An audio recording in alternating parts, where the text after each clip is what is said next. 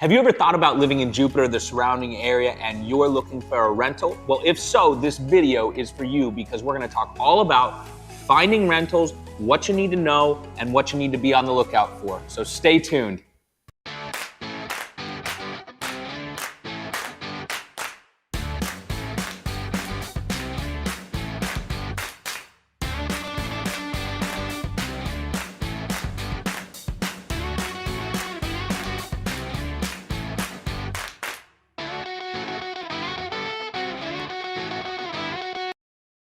Hey everybody, that's right. You're thinking about moving down to Jupiter, the surrounding area, and you know what? A purchase isn't exactly on your radar right now. You're thinking maybe you need to go into a rental, and there's lots of different reasons that a person may want to do that. My name's Andy Johnson with the Andy Johnson Group at eXp Realty, and listen, every day we have people just like you reaching out to us because they want to make Jupiter, Florida their home. So if you're thinking about moving today, tomorrow, next week, or next year, make sure you get a hold of us. Give us a call, send us an email, send a carrier pigeon, it doesn't matter, but get a hold of us. You know, as a matter of fact, I recently had somebody reach out exactly from one of these videos that was looking for a rental, and I thought, hey, you know what? I wish we had set this up for him, so we've got it now. So let's start off by talking about something that's very important.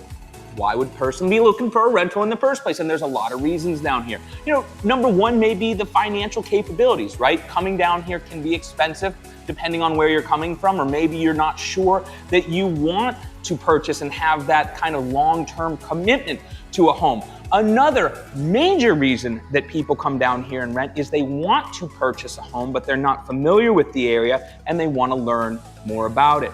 Finally, people come often because they never want to buy a home. They just want something seasonal to enjoy the warm weather when wherever they're from is not so warm and actually is pretty brutal. So those are kind of some of the main reasons that people come to this area. And we want to cover a couple of the different pitfalls and things to be on the lookout for, things to basically better prepare you to look for a rental depending on why you're coming down and what that rental is going to be for. So let's jump on into that.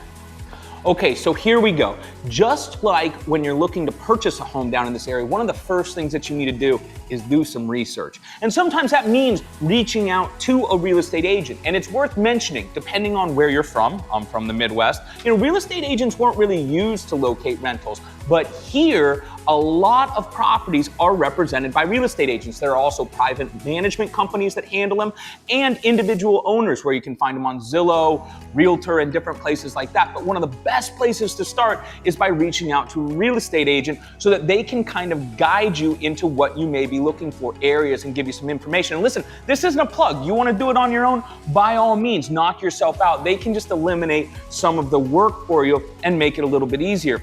Another thing worth mentioning for is we actually have a really, really healthy rental market down here. Things can go really fast. We actually have multiple offer situations on rentals that are priced right. So you've got to be ready to move. But learning what you're looking for and understanding where you want that to be is obviously key. You need to know, are you looking for a condo, a townhouse, close to the water, far from the water? You know, what cities are you considering so that you can be more on target and start to hone in on the just right property for you, right? So let's move on to the next one that you need to think about.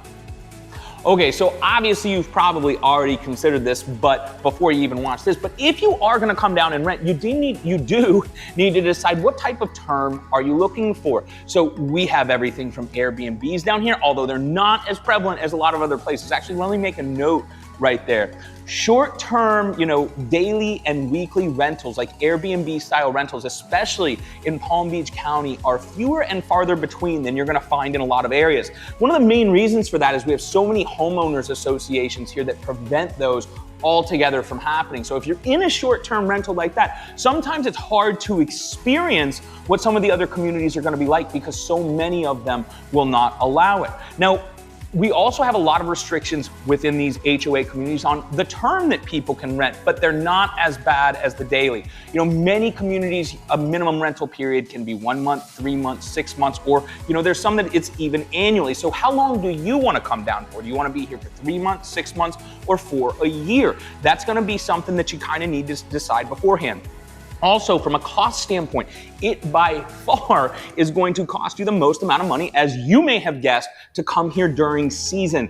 Hey, what season? Season is when everybody wants to be here, when it's warm here and cold everywhere else. So basically, starting in December, running through April is our high season, and that's when you can expect to pay the most amount of money. Another side note, if you're looking for seasonal rentals, or really a couple things, is number one, there's a good chance that you're going to get hit with the tourist tax. Now, for some people, that's already rolled into the rent cost. For some, it's not. So you need to be aware of that, because it's going to run you around 13% of the gross rent that you're paying. So, you think about it, you can easily pay $5,000 to $10,000 a month for rent here. So that 13% really adds up when you're talking about a 3 to 4 month rental, and it's something that you need to take into consideration.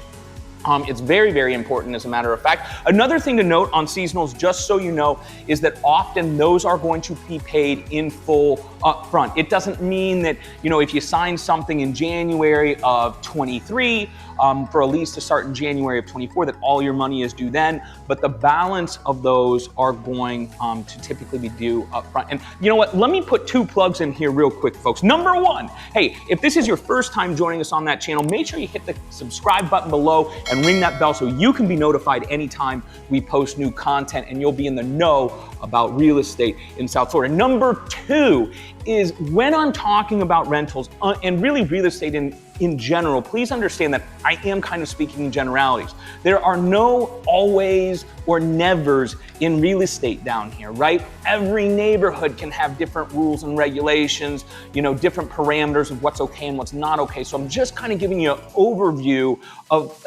and like I said, of generalities. So take everything I'm saying with a grain of salt. Just make sure you do your research, but these are kind of some big things that you want to know about. So let's move on to the next thing, just as important. So do you want something with a lot of amenities, or do you want something without an association? That's a big decision down here. And when we say amenities, actually in this case, we can include a lot of things. I mean, are you looking for specific amenities in a neighborhood, right? Do you want it to be gated? Do you want a pool? If you're in a condo, do you want somebody at the front desk all the time? Do you need a gym in the community? Or are you looking for something completely to the opposite? Do you want no association? These are things that people think about too a lot of the time, of if they're coming here to rent a home to kind of figure out what they're looking for, trying to fit into a community where they think they may end up being, is super important. Another amenity down here is, we have furnished and unfurnished rentals. So what are you looking for there? That's another big one you have to consider, especially if you're coming down with or without your own furniture. I mean, think about if you're coming down with your furniture and then you've got a property that you like, but it's going to be furnished. You've got to store that stuff. And folks, I got to tell you, down here you can easily pay $400 or more $800 or more a month for a storage unit. So it gets expensive very quickly to store things. So again, it's another thought that you have to consider. I also want to touch on what I mentioned there too, of if you're coming down to our area to rent a property to try and figure out what you're looking for. Like, you don't want to come down and purchase before you live in the area. Just a little thing that I kind of want to let you in on that. That can be really tough. I think it's great. When I first moved down here, I rented for a year, not for that reason, but I did. But one of the challenges that I find is a lot of times when people do that, they're not even honed in on a specific area. And what I mean by that is they may be looking in Jupiter, Boynton, and Delray, right? So they decide to rent a place in Jupiter first. Well, as you may know, based on where you live, even if you were to do an annual rental, sometimes it's really, really hard to get a feel for a place even in a year. And let's say you even do get a feel for that place, how are you really going to know what it's like to live in Boynton or Delray? My point is I think through some diligent research, and if you're partnered with an expert that you trust in the area, you can really hone in on some specific areas that would be great for you and potentially be able to purchase up front and be really happy. Honestly, when people come from out of Florida and move into Florida, it's so rare that I hear that they're disappointed about where they're living at. I mean, it's just really few and far between. If anything, sometimes people figure out, and this is typically after 3 or 5 years, that you know what, they don't care as much about the beach and they care more about golf or vice versa, or they want to be farther north or farther south. But it really does take some time, and they just enjoy being here. So just again, food for thought if you're coming down to rent before you purchase. With the right information, you really might be able to make a great decision for you, and that's something that you might want to consider. So let's move on to the next thing. This is super important. Just like any time you're going to rent anywhere, you need to familiarize yourself with the basic laws, standards, contracts of what's going on. You don't need to be an expert, but you want to have an idea of what's going on. And I want to kind of just give you, again, an overview of what you could expect down here. Typically, not always, typically, landlords are going to want first month, last month, and security up front before you move in the property. So if you're renting a $5,000 a month place, obviously that's going to be $15,000 up front, again, covering you for first month, last month, and your security deposit. It does not include any type of applications or anything like that. Another important thing, if you haven't rented in a while, remember, you really might want to look into renter's insurance. We've got some great insurance partners if you need any names when you come down, but that's something that's super vital as well. Another just kind of tidbit, as of right now, any lease that is signed for more than a year, written by an agent, is really not enforceable in the court of law. Again, just something. I'm not an attorney. Check with anything I say, obviously, but that's something else that you need to know about. Another big one down here, folks, is the restrictions that come into kind of what we're talking about and the rules. That's huge. So listen, if you're coming down with pets, it's really something that you have to pay attention to. If you've got a dog, okay. If you've got a big dog, it's gonna get harder. If you have 2 big dogs, if you have 3 big dogs, you might as well not come down to this area and try and rent. I'm kidding, but seriously, the more pets you have, the more animals you have, the more difficult it is to rent. And that's not necessarily because of the landlords. A lot of times that's just set up with the rules and regulations with the communities. Some other common ones that we have down here are no trucks in communities, no commercial vehicles in the communities, no motorcycles, definitely no RVs. Definitely no boats. Like 99% of communities can't have RVs or boats. So, that's just stuff that you need to pay attention to. Other things like the age restrictions, you need to be 55 and older. And that's another thing just for, how comfortable are you in a community? Do you want 55 and older or do you not? How well do you fit in? Those are all things that you need to be looking for and considering when you're going into a community, okay? So let's move on. Let's keep going, get on through this, get you all this great information. Okay, so it goes without saying, we're definitely moving into a world where people are reading less what they're signing. Again, I wouldn't be doing you any favors if I didn't tell you or at least encourage you to please make sure you at least glance through the lease that you're signing so you have a better understanding of what's happening in there. And again, little side note from before, just something that you're gonna see in a lot of our leases here, because people often ask me this, is, for the people that are coming down early, they want to live in a place, or maybe they want to rent down here while they're looking for a home, and they think they're moving into a place with the intent of breaching the contract potentially. And what I mean by that is leaving the lease early. Typical is the wrong word. A lot of the time here, what's going to be written into our leases is it is going to cost you 2 months rent to leave that lease early. Now, that is not always. There are cases when you are going to have to pay more than that, but that's something that we see a lot down here. And taking that and moving kind of right into our next thing, and this is something that can be really tough, and that's the application process down here. Oh, before I start talking about the applications, by the way, listen, if you have any questions about anything that we've said so far or want to know about restrictions or anything like that, go ahead, shoot some comments below. Be happy to answer any questions about what we see a lot of the time here. But let's go back to applications. As I said, a lot of these communities are going to be in associations, and pretty much 99.99% of associations are going to require some type of application. They can vary everywhere from just a basic kind of registration almost to, hey, they want to see, your criminal history. They're going to run a credit report. There are associations that have minimum credit score requirements, not owners, associations, and you need to be aware of those. Another difficult thing with the application process can be timing down here. Some of these associations or management companies require 30 days to process applications. Anyway, so it's really, really something to be aware of. And in that too, something else to be prepared for is that associations truthfully can deny you.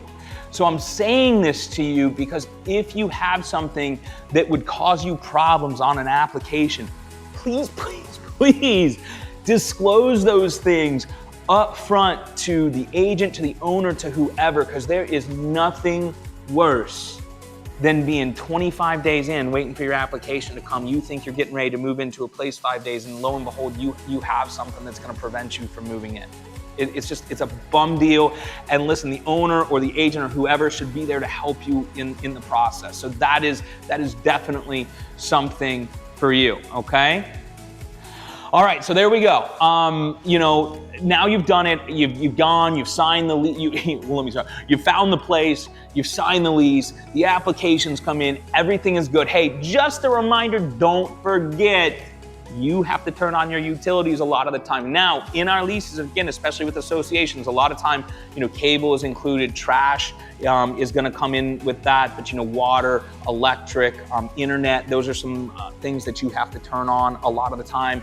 Side note, again, on seasonal rentals, often those will be included, or you can write those in so you don't have to go through the headache and the hassle of putting all of those things in your name for such a short amount of time. But again, it depends on how you write up your lease. So, folks, there we go.